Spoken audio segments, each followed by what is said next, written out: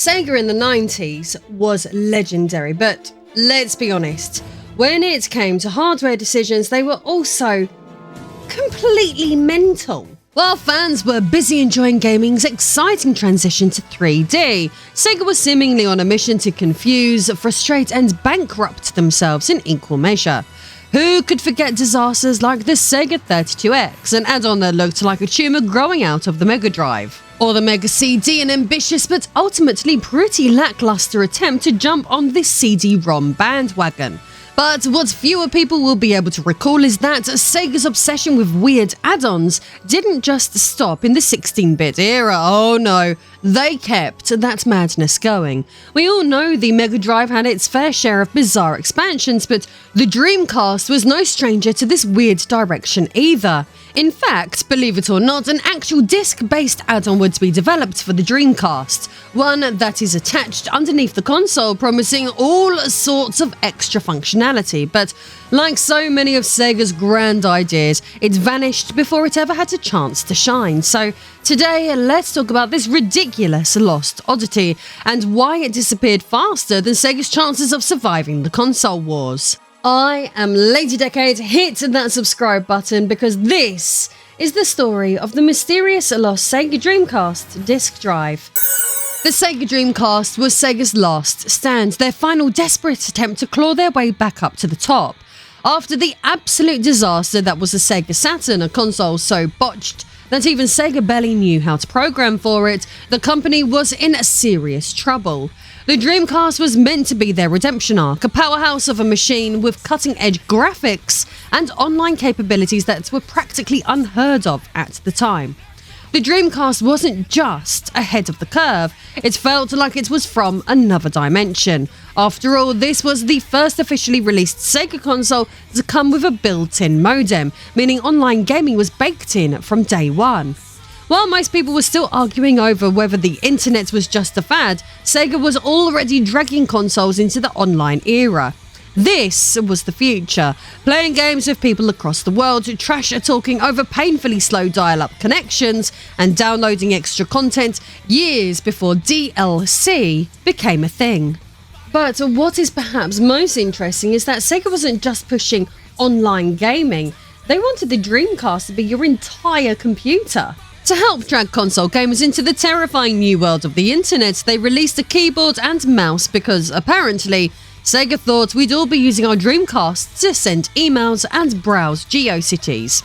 Back in 1999 and 2000, the internet was still a weird and wonderful place, and Sega was determined to make sure Dreamcast owners could experience all of it, whether that meant gaming online, downloading questionable fan-made mods, or just getting lost on the so-called information superhighway. There is no doubt that Sega was thinking ahead, especially considering that many of us buy and download many of the titles we play in 2025.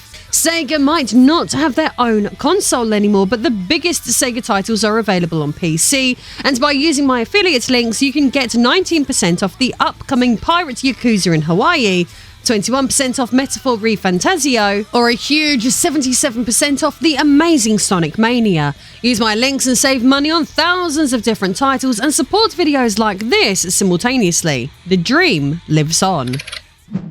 Sega, being Sega, wasn't content with just making the Dreamcast an online gaming pioneer. Oh no, they had to take things even further. Even the Sega Dreamcast Zip Drive, a chunky bizarre add-on that looked suspiciously like the ill-fated Nintendo 64 Disk Drive. The idea? A fancy new storage solution that would let players save more data than the tiny memory cards of the time could handle. Sounds great, in theory, right? Well, much like most of Sega's wild console add-ons, it didn't exactly go to plan. While it's fun to laugh at many of Sega's often retrospectively delusional plans, the Dreamcast Zip Drive wasn't actually Sega's idea. It came from iOmega, a US company that made storage solutions nobody realised they needed. Their logic? Dreamcast owners might run out of space for saving games, emails, web pages, and whatever other nonsense people were hoarding online in 1999. In theory, it wasn't that silly of an idea, as this thing could store way more data than Sega's own servers. But let's be real, how many Dreamcast players were actually genuinely panicking about their email inboxes filling up? Sure, it wasn't that practical at the time, but if the Dreamcast had actually survived longer, the zip drive might have been a game changer. Imagine a world where downloadable content wasn't just a fancy new buzzword, but something you could actually store on physical discs. And what was cooler is that games like Quake 3 Arena were already planning to take advantage of it. In theory, this thing could have made DLC a mainstream concept years before it took over gaming. Let's look at a timeline of events regarding this obscurity's history. In the spring of 1999, Sega and Omega proudly unveiled the Dreamcast zip drive. The plan was to sell this thing for $199, which was practically the price of a whole new console, and then later make the real money on the zip discs, charging $10 a pop, despite only costing a measly $1 to manufacture. To achieve this, Omega took their existing 100 megabytes zip discs and slapped Dreamcast compatibility on them, hoping to revolutionize console storage. And to be fair, compared to the Dreamcast's standard memory cards, a pathetic 128 kilobytes, this thing was a beast. We're talking hundreds of times more storage, which at the time was mind-blowing.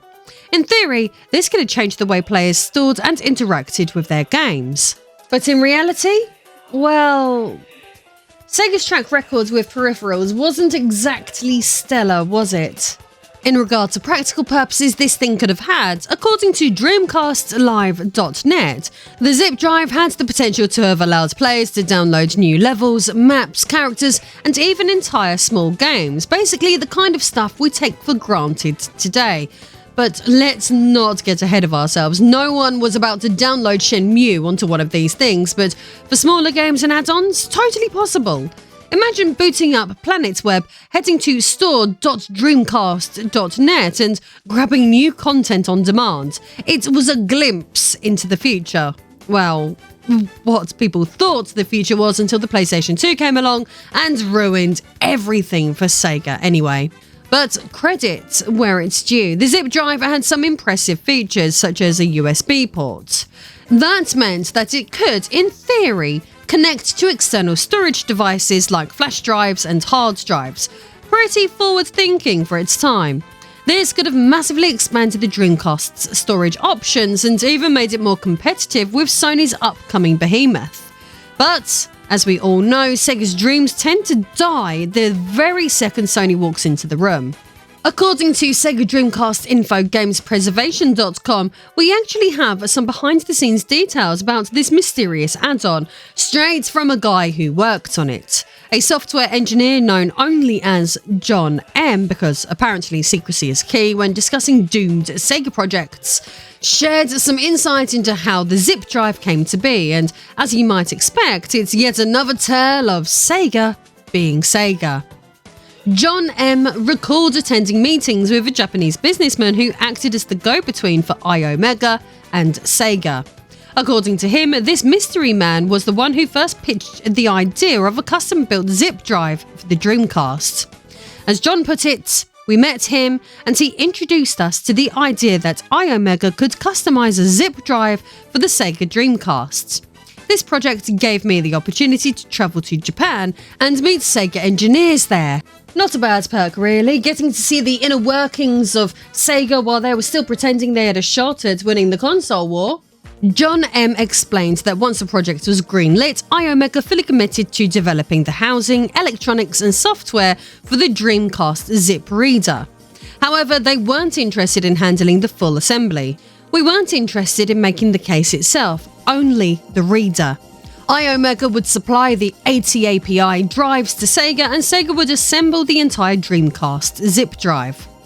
In this phase, Omega made 2 key trips to Japan as they worked on the zip drive, each one marking a crucial step in its development. The first visit was all about getting the ball rolling, setting up the project, hashing out technical details, and figuring out how to turn the Dreamcast into its own version of Sega's infamous Tower of Power. They say the first step is the most important, and for Omega, this trip was about more than just kicking off a new project. It was about convincing Sega they actually actually needed this thing. This wasn't just about storage, it was about selling a vision, one where the Dreamcast would be more than just a console, but a true innovation in gaming. Whether Sega truly saw it that way, well, that's another story. The second trip to Japan was where things got serious. The zip drive was no longer just an idea, it was ready to go. Keith Slankard, the man leading iOmega's Beyond PC initiative, remembered this phase as a moment of real excitement. The hardware was built, the engineers had poured everything into making it work, and all that was left was for Sega to give it the green light. What could possibly go wrong? Spoiler: everything. Both iOmega and Sega put the zip drive through its paces in testing. Sega handled the OS updates, tweaking the UI, and making sure games could communicate with the hardware, while iOmega focused on low-level drivers to get everything running smoothly. But little did they know things would not turn out as expected. This, so far quite sensible story took a ridiculous turn at a major gaming convention in Japan, where Sega's engineers proudly unveiled the zip drive to the public. Sounds great, right? Well, not exactly, because Sega of Japan's marketing team was also in attendance, and hilariously, they had no idea the zip drive even existed until that very moment. Sega's left hand had no idea what his right hand was doing, and things were about to get awkward.